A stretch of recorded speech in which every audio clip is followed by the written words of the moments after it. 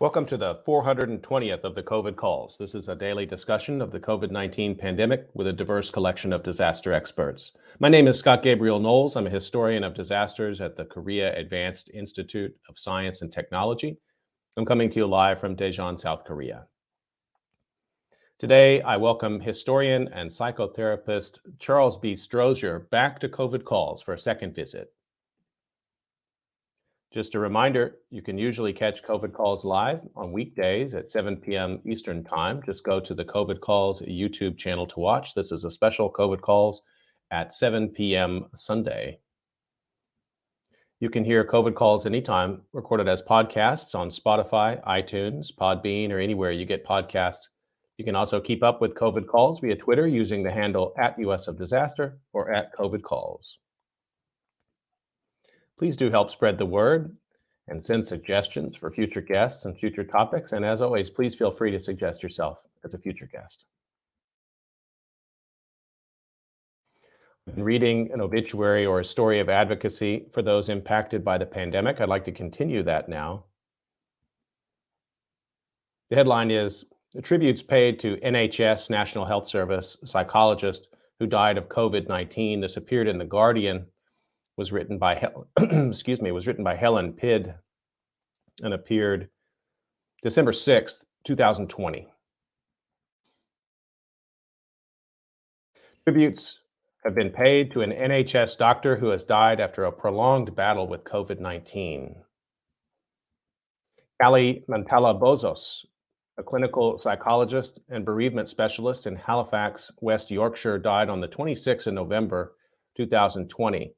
She was 50 and had 4 children aged 11 to 17, with her husband, a Greek Orthodox priest. Colleagues said she had dedicated her life and career to helping people and supporting their mental health and well-being. One described her as so full of life and a beautiful person to be around, and as a charismatic and compassionate, hardworking colleague and a friend who will stay in our minds forever. Another said, Callie was a genuine, kind-hearted individual who made time to build relationships, bring a smile to others' faces, and put her all into her clinical work while being family-oriented and a cornerstone of her community. In a statement, the Southwest Yorkshire Partnership NHS Foundation Trust said, "It is with heavy hearts that we have said goodbye to one of our colleagues, Callie Mantala-Bozos, who passed away following her prolonged battle with COVID." Born in Greece, Mantala-Bozos became a clinical psychologist in the Calderdale Core Mental Health Team and part of the Trust's Bereavement Development Group. She worked in the Laura Mitchell Health and Wellbeing Center, providing mental health support for older people, where a therapy room will now be named in her honor. Rob Webster, chief executive of the Trust, said, "To those who will be grieving the loss of Callie, friends, family, and colleagues, I send my deepest and heartfelt sympathies. My thanks go to Callie for the dedication and commitment she showed to the people of Calderdale throughout the time she worked with us. She spent her life helping people in their time of need, both in and out of work, and the loss to the communities she lived in and served will be felt deeply. Callie was an inspiration and will be very much missed by us all."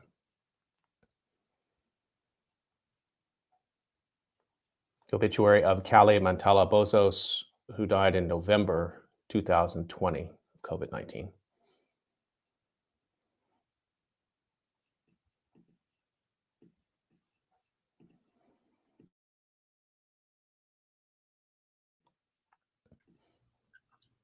Okay, I'd like to turn to the conversation for today, and I'm really pleased to welcome Charles B. Strozier back to COVID Calls. Let me introduce him.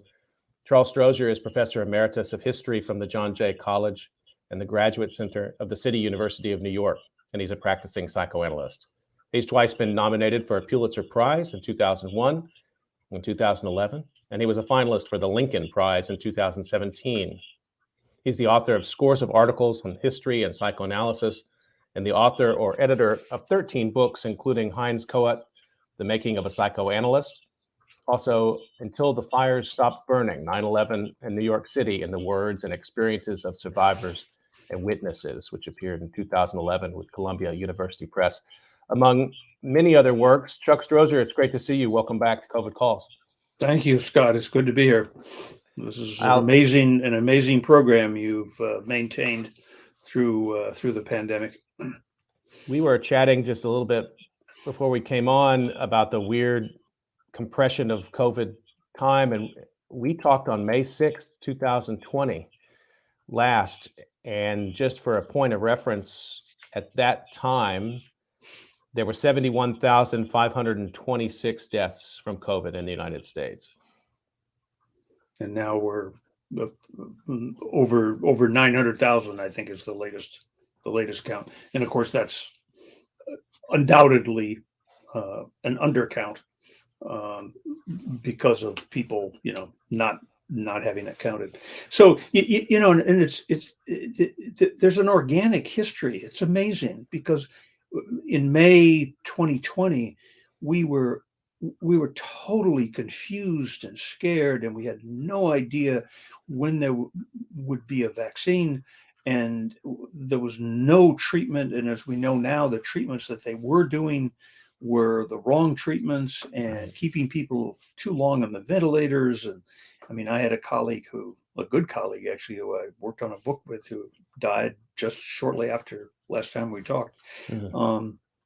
And that lasted, it continued to be bad, and then it spread around the country. It was like a liquid that oil slick coming under the door, and it spread throughout the country, and sort of New York became less of a place of crisis and despair, but then it, other places, and then with the Delta, and I mean, it's just, you've been following it on a day-to-day basis, but it's there's the sequence of the way of the biology of the actual virus, mm-hmm. and that's had its own history, and then there's the reactions to it and the politics, which now with the vaccine and with Omicron, it's almost like it's a different disease, the pandemic is so different now from what it was in May 2020 that it's almost unrecognizable. I mean, just today, I read a couple hours ago that Queen Elizabeth has tested positive. Queen Elizabeth, of course, Charles last week tested, Prince Charles and Camilla, his wife, and now, as of today, Queen Elizabeth. But it's not the Great Crisis. I mean, she said it's like a cold. So she was vaccinated, right. And she was exposed probably by Charles. But can you imagine if in May 2020 Queen Elizabeth had tested positive? Oh my God. It would have been a horrible crisis for England and for the country. This beloved queen who's been on the throne for 70 years. I have so many questions for you, but since we jumped into this, I just want to follow up on that. Is that that difference has something to do with the number of people who've died, and so there's a sort of a numbness to the numbers, or does it have more to do with the fact that we have a handle on it now to a certain extent? I mean, you referenced in May of 2020, we didn't have therapies. We were giving the wrong therapies. People are still making sense of what it actually was. Now we know what it is, and the tolls are high. And so if the Queen gets it, there's a sort of blasé attitude to it, which I find really irritating, honestly, but that's how people react to it. No. And of course, the course of the virus itself, of the pandemic, and whether it's easing into a different kind of, an endemic, that's moved on one track, and then the political reaction to it, and the growth of the anti-vaxxer movement, which I just find astonishing. I mean, it never ceases to amaze me, the anti-vaxxer movement. I mean, easily a third, if not 40% of the population in America refuses to get, and it's right and left. I mean, the California granola crunchy types um, are equally opposed to the vaccine, along with QAnon right wingers. And then you have this extraordinary demonstration in Ottawa. I mean, who would have thought that the Canadians would? I didn't know right wing conspiracism was as virulent in Canada. I thought they were more sane than than Americans.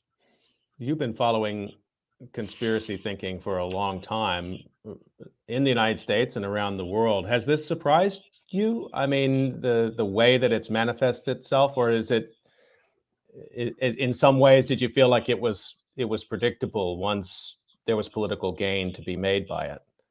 Yeah, and I think political gain is the right term, and it's a very multifaceted movement because it has people who sort of traditional extreme right wing paranoid types who are purely political, who have embraced it, probably mainly for opportunistic reasons. But then you have people who are, the evangelical religious right, who are often anti-vaxxers and who are, all of them are very suspicious of government, and therefore they don't trust. And oddly, this is it's the one issue that Donald Trump was actually good on. He poured money to support the development of the vaccine, and he deserves credit for having pushed the vaccine. I mean, he came up with some nutty recommendations along the way, Yeah. which I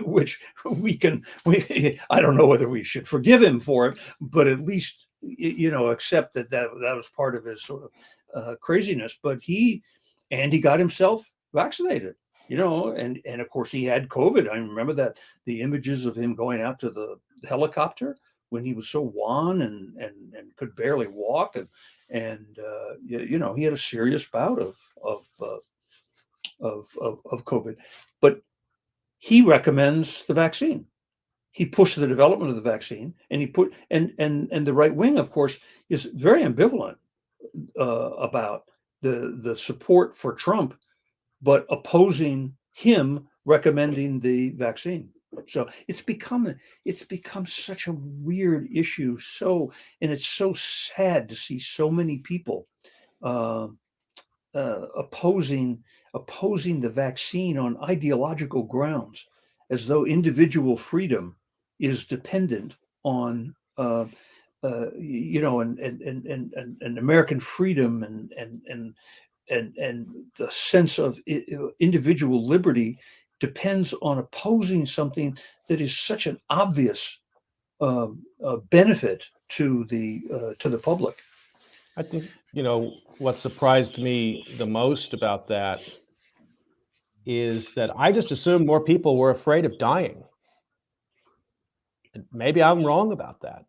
But, not only the people who refuse to be vaccinated, but those who have not had the booster, which is low in the United States compared to other countries. So the vaccination rate is low compared to other industrialized countries. Here in Korea, it's 86%. United States, it's 70 something percent, and then the boosting rate is well below that. Yeah.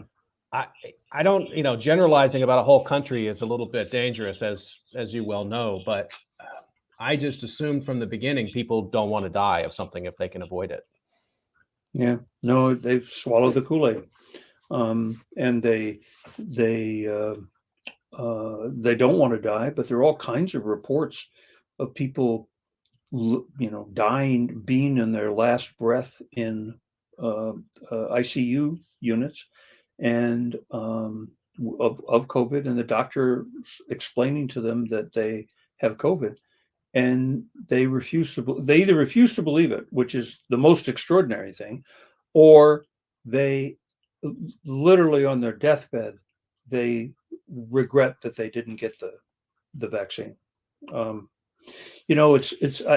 wrote a piece with a theologian, actually, Ronald Balmer, and I think there is. I particularly annoyed with evangelical Christians, because the fundamental, were the two great commandments according to Jesus, right? The first is love the God and love and honor God above all else.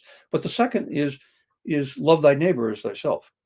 Those are the two great commandments that Jesus makes at the or posit at the center of Christianity and of his teaching, and it is amazing. I mean, the Pope says getting a vaccine is an act of love, but American evangelical Protestant traditions, they have really balked, and they've been at the forefront of not getting the vaccine. And it's we know if we could get to 90% vaccination, the virus would disappear. And so it's not only selfish, but it is against the fundamental teaching of Jesus to not get a vaccine, because you put into danger the life of your neighbor, which is your literal neighbor, but Right. also your loved ones and everybody else in your in community. Anyway, I'll get off my soapbox about that, but I really, and I have family members who are Yeah. in-laws who are very much, well, we're both connected to the South. We're both So from the South. welcome to the South of the southern of the United States, right?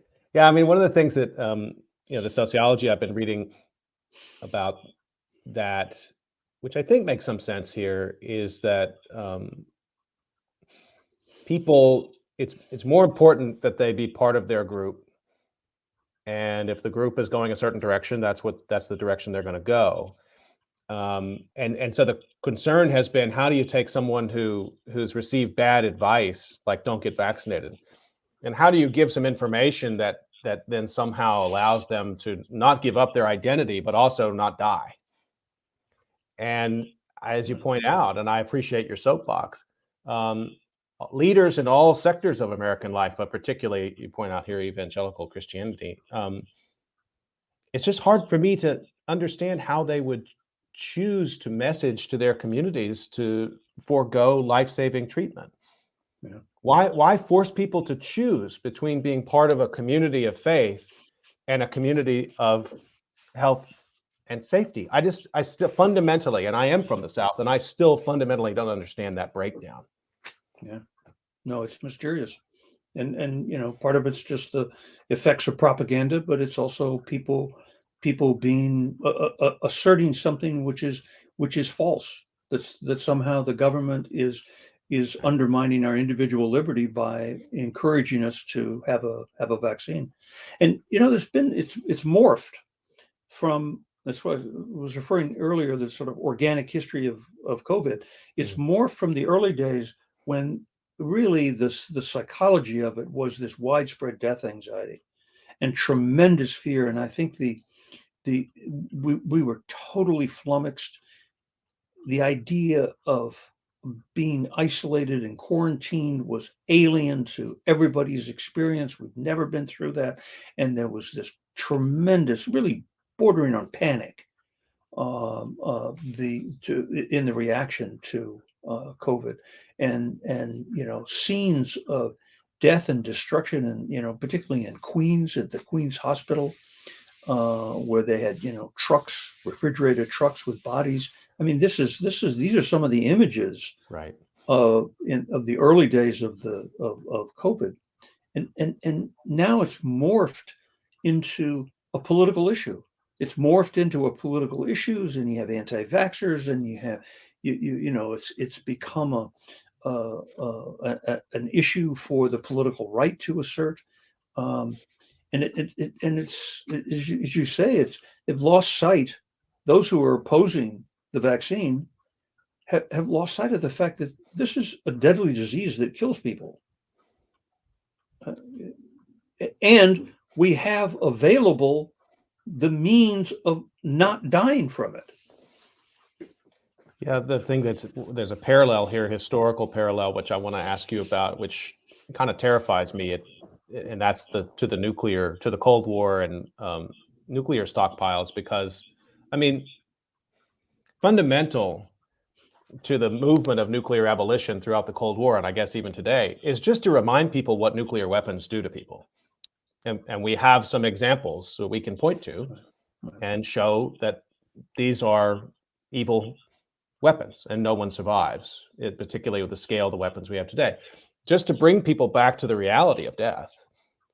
And yet throughout the Cold War, there's this process of sort of repackaging that as politics, as mutually assured destruction, any number of political, foreign policy theories you want to, and it sanitizes it, makes it managerial, it takes it away from the reality of death. And I worry about that with COVID and what COVID portends, that there's a big chunk of American society and other countries around the world with people who are just willing to say, yeah, we're just going to live with it. We're going to accept that. That's just the reality of what we need to keep and then they have their reasons for the economy or because we don't like the government. But all of those reasons take us a couple of orders of magnitude away from the reality, which is death. Right. And historical experience with other plagues is not helpful. So that the Black Plague, burned through the population of Europe from 1348 to 1351, killed anywhere from 30 to 40% of the population. I mean, it was just wreaked havoc. And then eventually, actually, it came back again in the 1360s. But it wreaked havoc, and the sort of herd immunity developed because so many people died that there just weren't the new hosts. And even the flu in 1918, 1920 had some of the same course of killing 200 million people worldwide. And so it the flu was more like, I think, the plague in the 14th century. Then now we have the vaccine, so people have the option of, we understand what the COVID is all about, and we have the vaccine, but then people resist getting the vaccine, and then it becomes a political struggle now against the vaccine, which is new. That's new and almost incomprehensible. Why people would choose making themselves vulnerable to death and many dying rather than get a vaccine. You put on seat belts and you get your child immunized for childhood diseases. Why not a vaccine? There's something there's something psychological going on in the culture that connects the anti-vaxxers with other important trends, sort of right-wing conspiratorial feelings that the government is. It certainly fits into the extreme polarization. Mm-hmm. It's become almost a Republican calling card to oppose what the government is doing with. Well, I shouldn't say all Republicans, but the extreme right. Right. Let me just remind folks that you're listening to COVID Calls, and I'm talking to historian and psychotherapist Charles B. Strozier today. Chuck, I want to come to a essay that you wrote with Robert Lifton. And this piece appeared, actually, it's March of last year, but it takes us into some territory that I really wanted to ask you about. And I'm going to just read a couple lines from this. This appeared in the Bulletin of the Atomic Scientists, March 1, 2021. You write, patients in psychotherapy provide a valuable window into COVID death anxiety. Their voices change, and one of us, you write, and this is referring to yourself, has found and become suffused with dread as they shift from ordinary conflicts involving the self, relationships, and work to the virus. They feel stalked by it, but unable to find the inner resources to deal with its ubiquitous effects. So you have a truly unique vantage point on this pandemic. And particularly now at this passage of time, you've actually been working with people who maybe they're new patients with new anxieties, or people who had underlying anxieties that have been changed or modified because of the pandemic. Can you share with me some of what you found? Yes, from the very beginning, I've always been very interested in dreams. So I record my own dreams. I think about dreams. I've written about dreams. I study dreams. I feel they're a very, very valuable part of psychotherapy. And so when the pandemic began, I started recording dreams of my patients that seemed to be symbolic, to symbolically connect with the death anxiety that was emerging in the country, very quickly.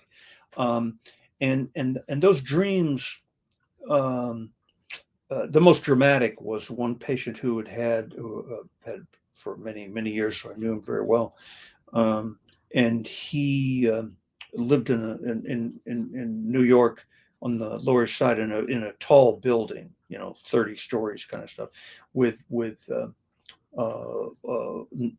elevators that were not very big, and so he had this incredible dread, and he would dream literally every night for the first year of the mask. He would dream the mask, the elastic band would break, and then it would fall, and then he would be he would be sick again. Somehow his cancer would come back. The way dreams are often confused, and I mean, the point is this was ubiquitous. Not that specific image, but the way in which people's dread connected with with their dreams that evoked this underlying death anxiety that I think, and this is what Robert and I were saying, that Lifton and I were arguing that it was a something new and startling in the culture, the death anxiety, that did resonate with the kind of collective sense of dread from nuclear weapons that now is more over half century, well, continuing, but is now also attached to climate change. That sort of apocalyptic fears of the world ending either with a bang or a whimper, and certainly those fears, which are, they're not constant, but they're it's like a shadow. It's a shadow on the culture, on the individual, psychologically, but also collectively. It's a shadow that sometimes emerges into our own consciousness and into the culture with greater intensity, and in baffling ways. The apocalyptic dread is baffling because it means the death of everything. That's what apocalyptic fears is. It's we all die, but we know of the apocalyptic because it's the extension of our foreknowledge of our own death into the death of all humanity. And so the response, I would say, until the vaccine, maybe not quite that long, certainly the first year, there was this underlying death anxiety that you could not understand what was happening in America, or indeed in the world. You could not understand what was happening except in that context of this astonishingly important death anxiety. It just occupied everybody's imagination. Everybody's imagination. Just follow up on that a second. So, particularly in that first year before the vaccine, I mean, even though people rationally could see that this was not going to be a society, a human extinguish, an event that would extinguish all of human life, it was that uncertainty of how it was playing out, and that there was no remedy for it. Then, at a subconscious level, was actually invoking the apocalyptic. I mean, is that the connection that you draw? Because I'm really interested in how you do find a dividing line between the availability or the lack of availability of the vaccine. Seems to be a crucial point. Absolutely crucial point in the sort of psychohistorical meaning of the history of the pandemic. And just incidentally, recently, last month, I still see this patient, the one who dreamed about the elastic bands breaking and stuff.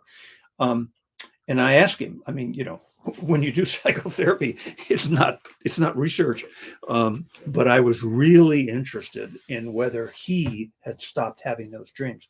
And so I asked him, and he said yes, he doesn't have them anymore. And he's been, of course, he's been vaccinated, and he's still afraid, but he goes down in the elevator, and he puts his mask on and goes down the elevator, and doesn't have dreams. He's got other problems in his life, but he doesn't have dreams that touch on underlying death anxiety in connection with COVID. What about anxieties for people who have family members who've been sick or family members who've died? Are you seeing that, either in the Yeah, people that you know or in yeah, others? sure, Okay, sure. yeah. Well, I mean, it's heartbreaking, and any kind of death of a loved one is heartbreaking. I think people, I do have patients where COVID death has touched pretty directly their experience. In fact, I have two patients who came into therapy because their fathers died of COVID early on, and actually three patients.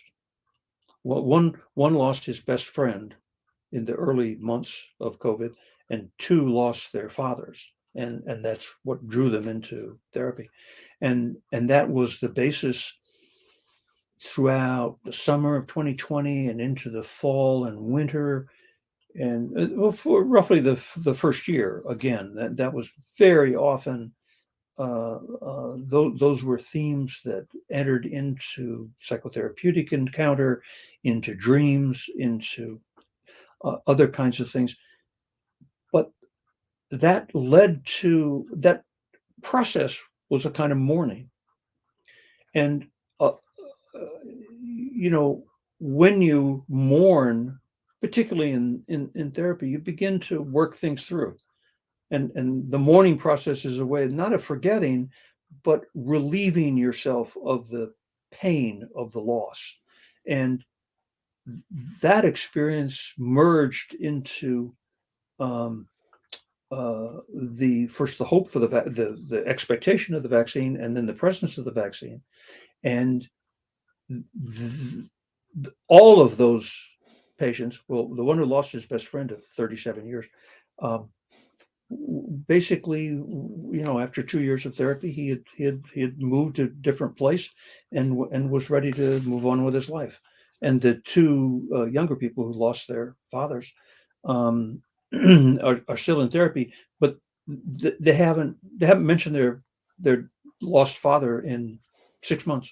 They've moved on. It's a very interesting kind of development. Does that scale up?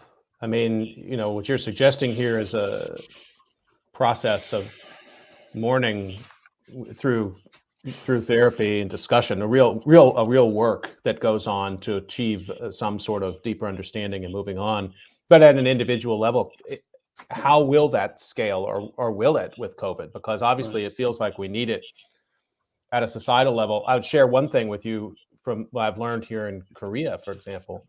There've been over 7,000 deaths here. So they've managed the pandemic incredibly well. Yeah, wow. In an empathetic, humane, scientific, the way you would wish the United States would have handled it. Right.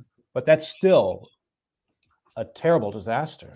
That's still over 7,000 people and more, and we're the worst of it here because Omicron is just now coming in Korea.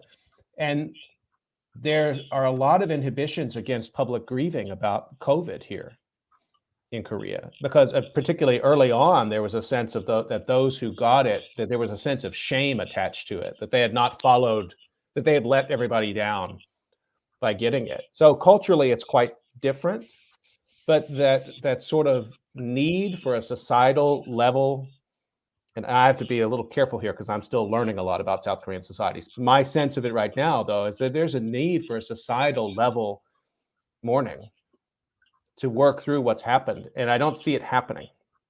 Mhm. Yeah, no, I mean, I'm sure the situation is different in South Korea from the United States, but 900,000 people have died. I mean, this is a disaster.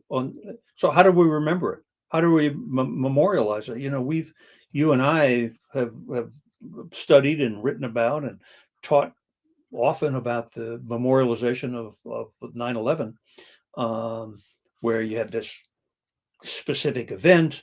You had terrorists fly planes into towers. Towers collapsed. Other two planes, and after a lot of mourning and sadness, there was a concerted effort to remember through building a big memorial. And we have the memorial in New York, and we have a memorial in Shanksville, and we have a memorial at the Pentagon. And you and I have tramped through all of those areas and many other areas looking for memorials. How do you memorialize COVID? There is no one place. There's no 9/11 attack. We've been stuck in our living rooms. Do our living rooms, our homes, our apartments become markers of where we memorialize? No, it's too elusive. It's too amorphous, and yet the memory is haunting. I mean, I think we haven't really even begun to think about what it means in the United States to have 900,000 people die, and I'm sure it'll approach 1 million before we're all over. And somehow that, I think, I mean, you used the word scale up. Somehow that's part of that impaired mourning. I would, in contrast to these, on a very personal scale, I'm working with in psychotherapy people, working with these people, these young men who lost their fathers to COVID, and the older man who lost his friend of 37 years. This is mourning which moved because they talked about it. They talked with me about it. They could relive the experiences and the loss and mourn in a way. What's I think happening in the culture is impaired mourning. It's like I think Germany, after the World War II and the Holocaust, had trouble for a generation mourning what they had caused, what they had been through, and what they had caused. And it was and I think that's an extreme example, but I think we're facing some of the same issues, particularly in the United States, and goes back to what we were saying earlier. Somehow it's deeply connected. That impaired mourning is deeply connected with the political confusions around COVID. That was a funny slip. I've written a book about a biography of Heinz Kohut. He's always close to your mind. And let me follow up on that 9/11. Since you brought it up, and you and I have spent a lot of time thinking about, talking about, traveling to those memorials, and we would have taught a school together about the 20th anniversary of September 11. If you had been in the United States, yeah. If I'd been in the U.S. and we'd been able to do such things, and I feel that loss. I feel and it's a loss it's not connected to someone dying. It's maybe a sense of privilege that I can even say it, but the loss of missed opportunities of fellowship and learning to be with people, that's part of what's been lost as well. So the mourning is at a number of different notes. It's mourning for the things you might traditionally think, unnecessary death, suffering, but also just a chunk of life that's been taken away from people. And so I wonder again, based on your experience, and what can be offered to people? What are the venues that have to be created? I mean, we don't have to be inert about this. We can be active, right? What kind of processes can we demand as citizens or as humans to help people get through this impairment, as you call it, to mourning? Because I think this is not something just to lay aside and say, oh, we'll just get past it. Right. No, I agree. And I don't know really. I mean, I think we have to just continue to try to urge people to take care of themselves, to have the vaccine, and to oppose at every turn ridiculous conspiratorial thinking, and recognize that I think eventually truth will triumph. I mean, I think people. I think the anti-vaxxer movement and the deniers will begin to recede to the margins. I am hopeful about that. Um, but it's not. It's going to take a while. It's going to take a while. You know, it's you're an historian of disaster. Usually, disasters are not rolling in the same kind of way. This is a rolling disaster. Right. You know, constantly changing, evolving, morphing, and then it's not one thing. It's certainly not like 9/11, which, you know, if there was an event, as you and I have talked a lot about, if there was an event, that a single event that changed history, that 9/11 was that event. I mean, and given the fact that nothing changes, there's no event in history that changes everything, but to the extent that you can mark a change in the country and the world with 9/11, it certainly had that kind of role. Somehow the COVID is on that order of significance, and yet we can't get our arms around it. Yep. It is constant. It's a rolling disaster. I agree with you. I think it's more like the nuclear and climate change in that sense, that it's diffuse. The tragedy is obvious. It's in touching everyone, everywhere, at every scale.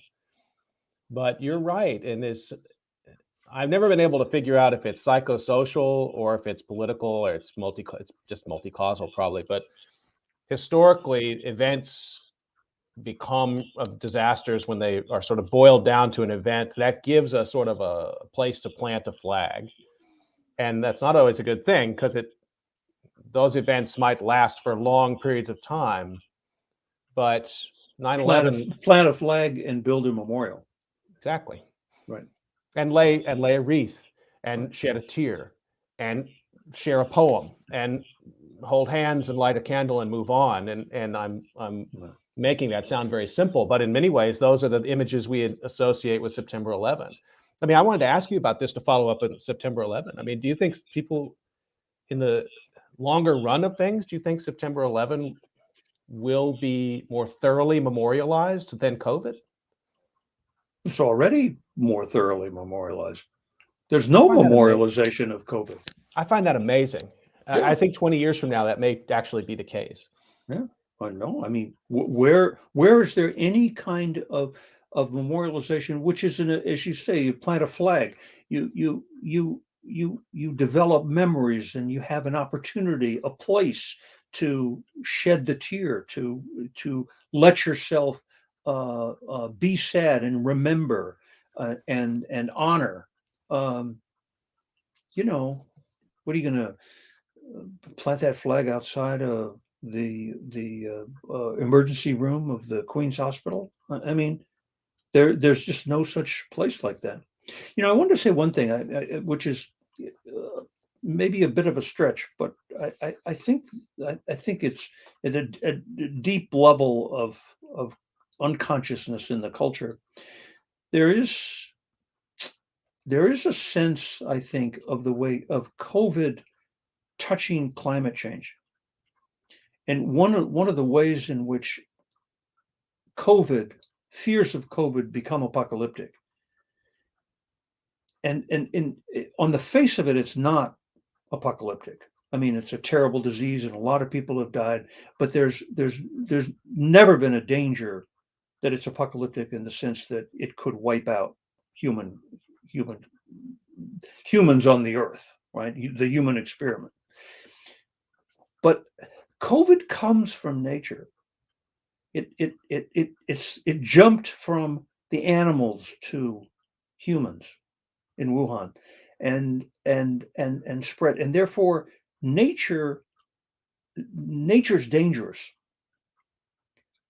And I think there's an unconscious connection between the death anxiety associated with COVID and the apocalyptic fears of climate change, and that nature is dying, and as nature dies, humans die, and we could, as we know, I mean, we could poison the waters and the air, so that humans, it's an apocalyptic threat that all humans, we could kill ourselves literally, and so I think that's I don't think that's too much of a stretch to talk about, and I think it's an intriguing idea, and may account, or at least begin to suggest, some of the reasons for the deep confusions about COVID.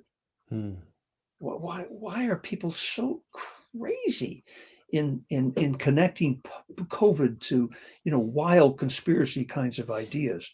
And it may be because it's, and also the political opposition. The political opposition is associated with sort of anti-climate change. It's there's one interesting part of that. I mean, so much of what you're saying there, that one thing that's consistent with the conspiracy thinking is it does put the agency in the hand of people, in the hands of human actors, and they might be there. It's the government or some international cabal, whatever it is. I'm thinking you're talking about the zoonosis of COVID and the debate around the lab leak conspiracy, that it was somehow either leaked from a lab, or it was weaponized COVID because there's a lab where there's some people in China doing nefarious things. And my thought for that was always, if that's what scares you, you're missing the bigger picture here, right? That human beings are, of course, there's an interaction with nature, but the bigger picture is a global picture of humans and animals in much closer relation, that's allowing this kind of zoonosis, this zoonotic spillover, to take place. So in some odd ways, I've thought about this, that maybe conspiracy theorists actually, this is a way they cope with the big fear.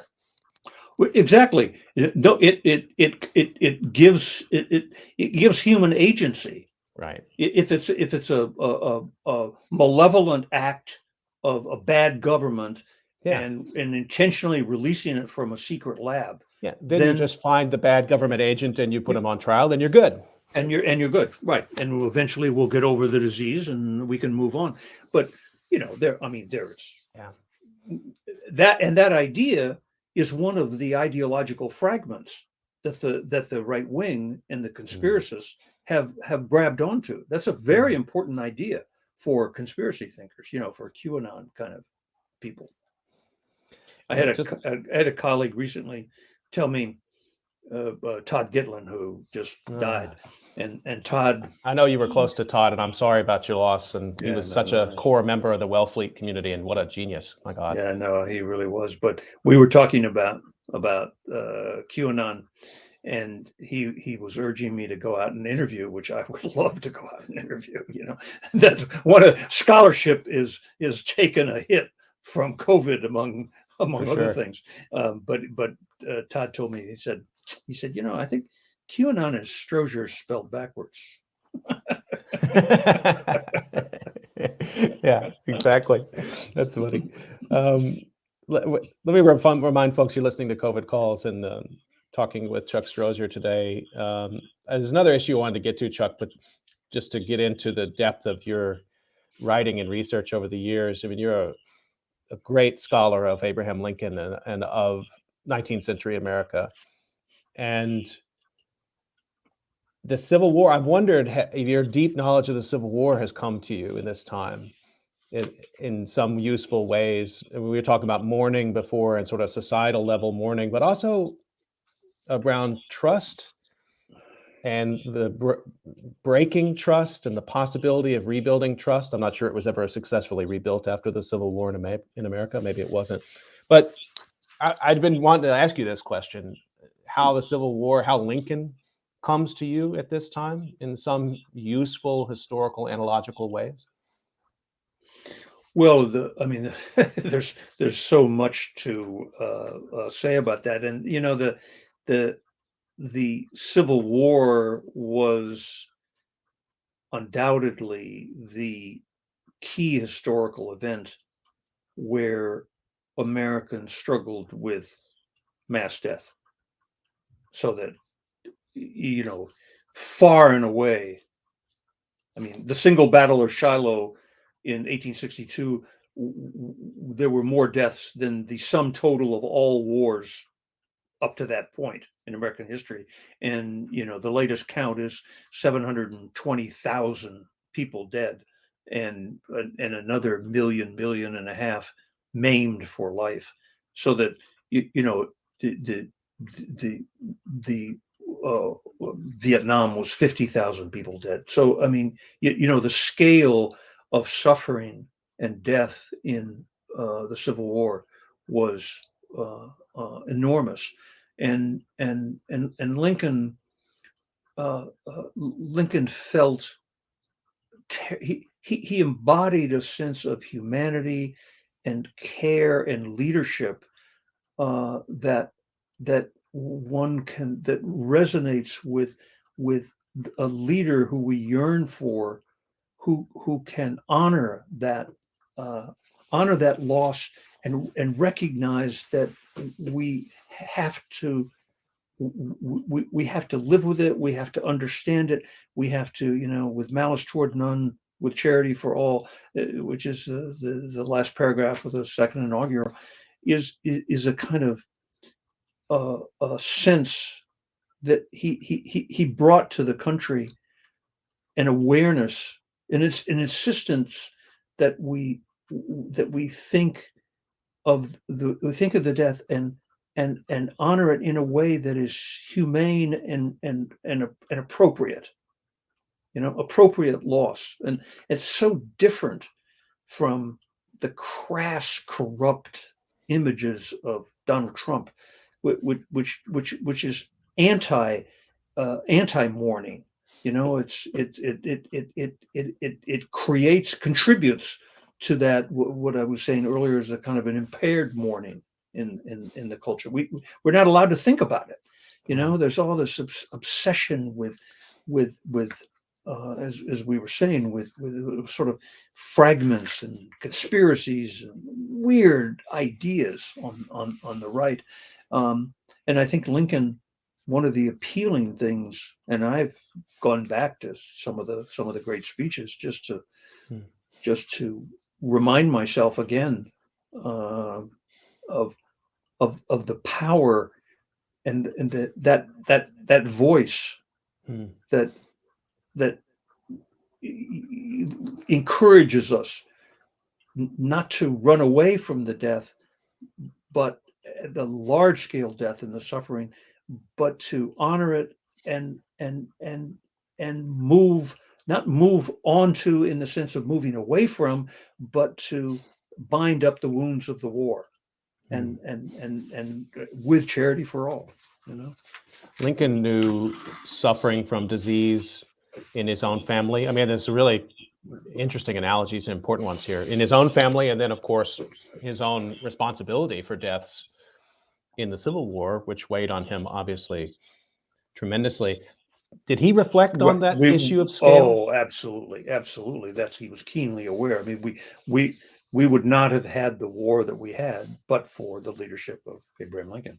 Right. I think any other leader would have compromised early on. Now, I think one can contend with that, and one can question did we really need to fight the war that was fought?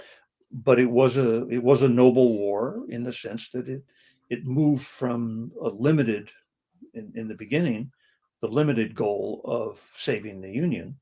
I've always said, who really needs Alabama, or Texas. I know you're from Texas, but the European continent was broken apart into a lot of nation states. Right.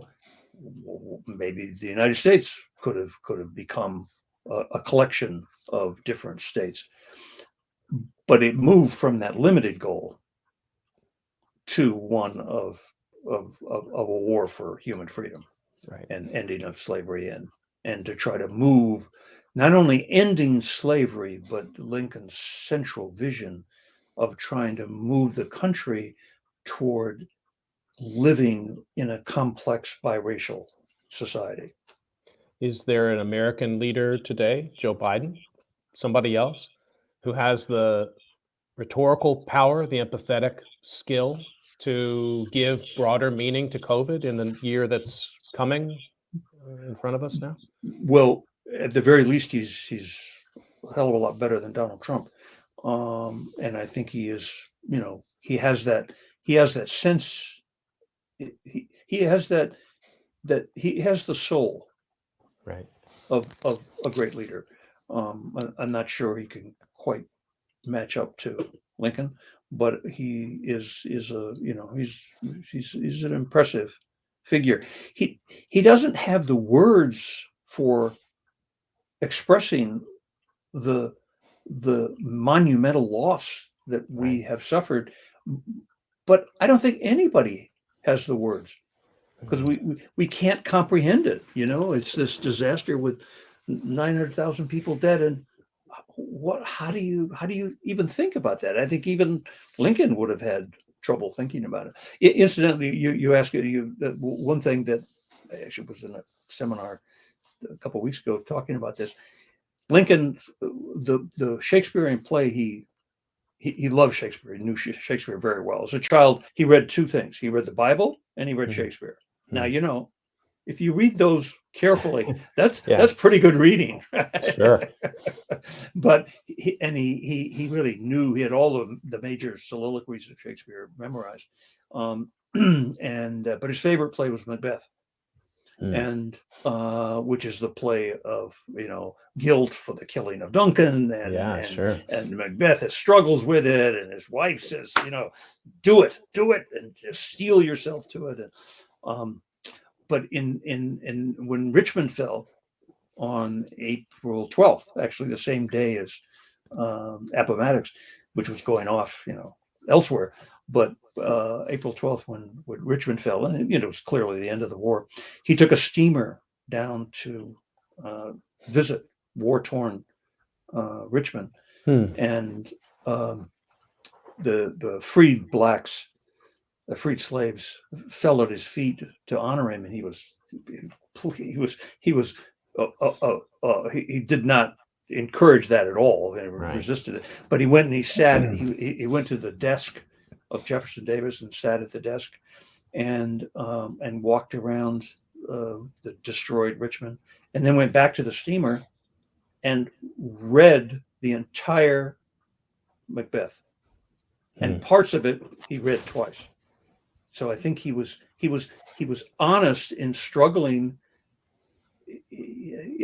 Guilt is too stupid a word Yeah. to describe in that context, but he didn't.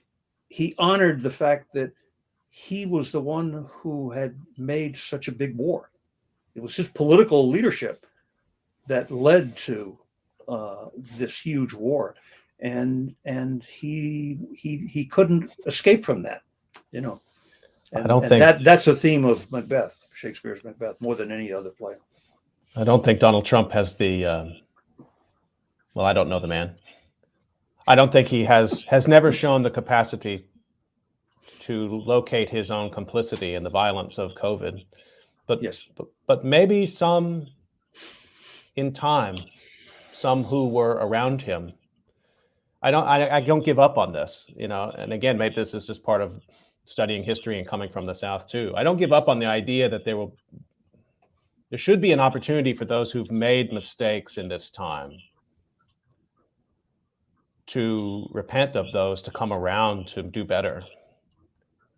because I do worry about moving into a period in American history where the sort of tension and bipolarity becomes irresolvable. And I'm not talking about a second civil war. I'm talking about something in some ways that's more diffuse than that, but still could be quite violent. And so I think we need somebody, we need people. It won't be Trump, but those who are around him need a way to take stock of their mistakes. I think. I just don't know how that will happen. I think that acceptance of responsibility by leaders would activate a much more responsible response of many people in the population.